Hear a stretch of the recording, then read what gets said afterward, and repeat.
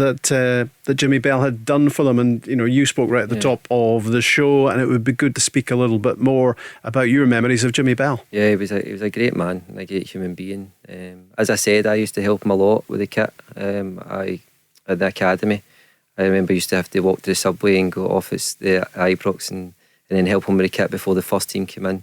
And I think he just took a liking of me because he knew I had that work ethic to help him out. He was fantastic. Loved an arm wrestle, to be fair. I think every new player that came in, he would test him with an arm wrestle because he was a strong character, as well as very physically well. But I just remember my first Old Firm game away, because I was helping him out, and that was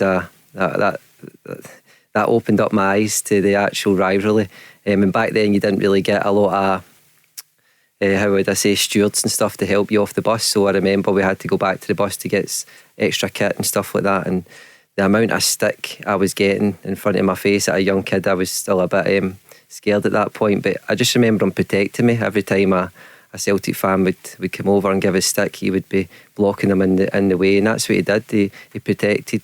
He was kind of like a father figure, if I'm honest, not just to me but to still other younger players. And he always loved a Scottish player coming through and doing well, and he looked after you very, very well. And he was so meticulous in his work. I can't speak highly enough of him. As much as people say he was a bit reserved, and some people say he was a little bit like Marmite, but what he did do is he just judged you from afar, and he would let you in if you were a good human being. So my thoughts and prayers are with him, and I will always remember me getting stick in my first Old Firm game, even though I was helping Jimmy Bell out as a kit boy. I remember my first meetings with Jimmy Bell. I found him pretty scary.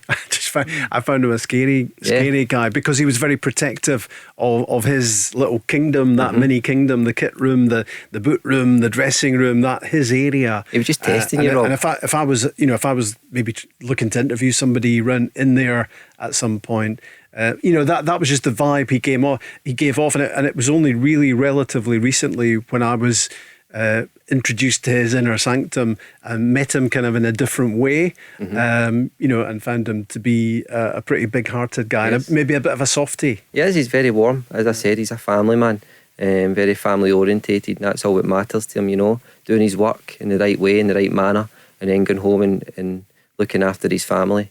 And he treated Rangers like his family as well. And as I said, there's going to be so many people talking about Jimmy Bell in a good way. You'll not hear one bad word about him, and you can see the messages pouring through from top players as well.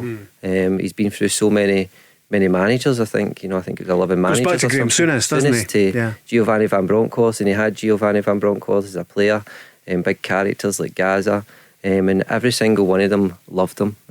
He was fantastic at his work. I've never ever seen no disrespect to all the kit men that I've worked with, I've never ever seen somebody work so meticulous than him. Meticulous than him. Yeah, I mean, and we've been looking at pictures today, haven't we? And we keep seeing pictures of the tributes building